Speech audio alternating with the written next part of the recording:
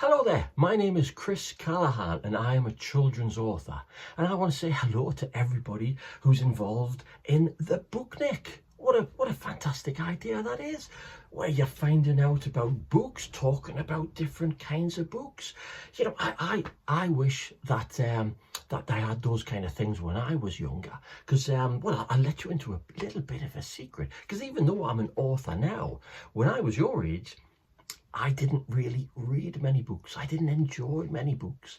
And a lot of that is because I made the mistake, and I hope this isn't a mistake that you're going to make, is that we read a few books at school. We didn't do much of this kind of stuff.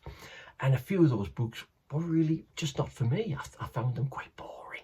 And I thought that all books were like that. So I didn't read many other books. I didn't read many books in my own time. But I was so wrong, because there are so many books out there. Whatever it is that you're interested in, whether it's certain types of TV programs, films, games or sport, whatever it is, there will be many books that are just for you. So this is a wonderful opportunity, this Book-nic, to discover new books, and maybe this will whet your appetite for more and more stories. Hopefully you'll be looking around your class or maybe your school for books. Maybe you're lucky enough to have a school library. That would be amazing, so have a good rummage around there.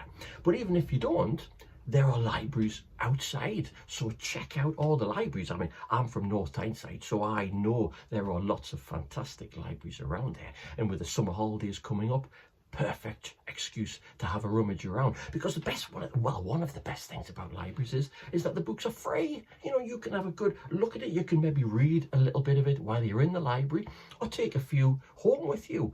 And if it's not for you, that's fine. It goes back on the shelf and it'll be perfect for somebody else. And because you haven't paid for it, you don't feel obliged to read something. Sometimes that happens, doesn't it? If you get given a present or you spend some money on a book, because they're not cheap, are they? Then you kind of feel a bit, oh, I've got to read this even though I'm not enjoying it.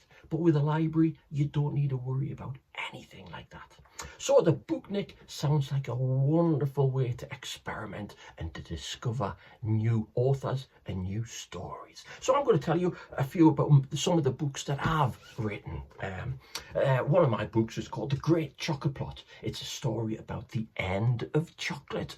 Imagine that, a world without chocolate. So it's a bit of a scary one, that. I've also written lots of shorter stories called Shinoy and the Chaos Crew.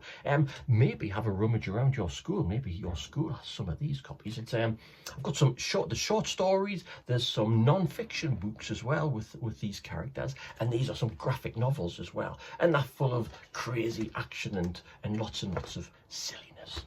So maybe you might find out about some of them.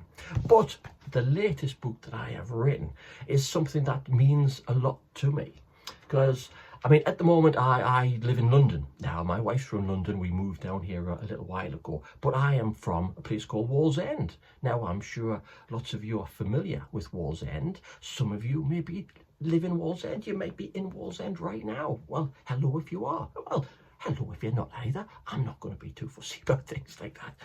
But my story here is set in Wallsend during World War II. And in particular, it's set in the shipyards in Wallsend. Because when I was growing up in Wallsend, the shipyards were still there. And, you know, they were quite a big part of all Wallsend life. We used to hear the hooters, the sirens going off at certain times of the day to mark dinner times or the end of shifts. You'd hear the clanking of metal, of the steel being moved around in the shipyards. And then when there were shift changes, the streets would be flooded with the workers coming backwards and forwards out of the shipyards. They're not there anymore, which is very sad. So that's why I wanted to write a book that really highlights the hard work and the dangerous work that the shipyard workers used to do, and it was even more dangerous during World War II.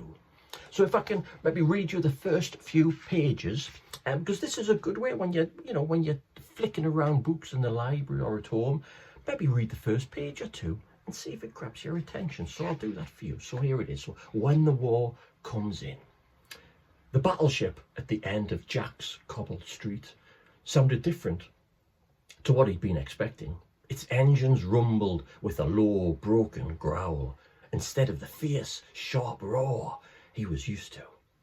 Everyone at Jack's school had been buzzing all day with rumours of a new visitor to the shipyard. Some had said that it was a German warship, and that the spring of 1944 was a perfect time for the start of an enemy invasion. He'd not believed them, but it was still a relief to see that the ship was British. He was more familiar with the sight and sounds of brand new ships, growing up just a stone's throw away from the shipyard.